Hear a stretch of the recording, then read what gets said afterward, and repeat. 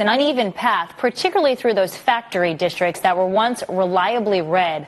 That's also putting a pair of too close to call races in Michigan for the 8th and the 11th congressional seats in the national spotlight. So can Republicans convince voters their jobs are not going anywhere? We bring in GOP pollster and strategist Justin Wallin. What do you think, Justin?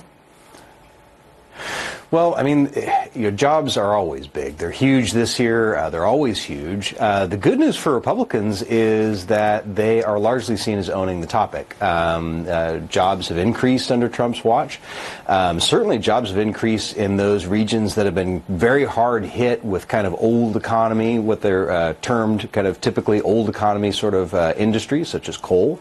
Those industries have seen rehiring that began as early as last year. So there's been very visible improvement in those kinds of jobs in districts that voted overwhelmingly for Trump. Why are the races there so tight? Well, there's other issues that are big. This is a little complex. One is cost of health care is big. Democrats have been really pushing on this lately and campaigning on it.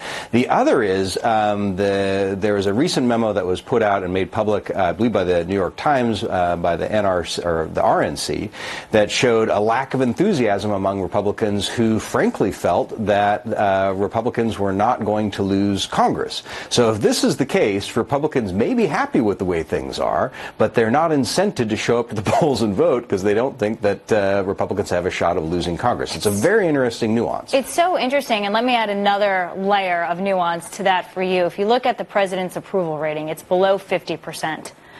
How do you juxtapose that with the strong economy?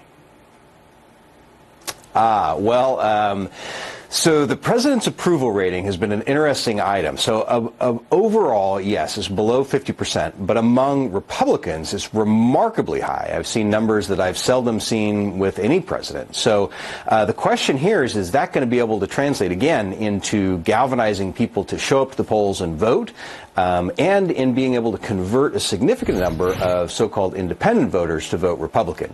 So the approval numbers don't necessarily translate into overall disapproval or not wanting to vote, but they may translate into a lack of enthusiasm for showing up to the polls, and that could be a problem. That could be a problem indeed. And, you know, it's not just West Virginia and Michigan and some of the states we talked about in the piece. It's also Tennessee. The president will be stumping there. In Tennessee, that is a red state. So is Texas. But why are they purple, if you will, right now?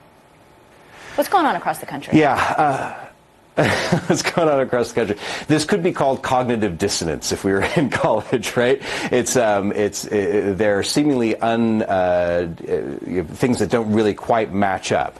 The reality is, I mean, a lot of people feel like they're doing much, much better, but there are still very big issues that are of deep concern.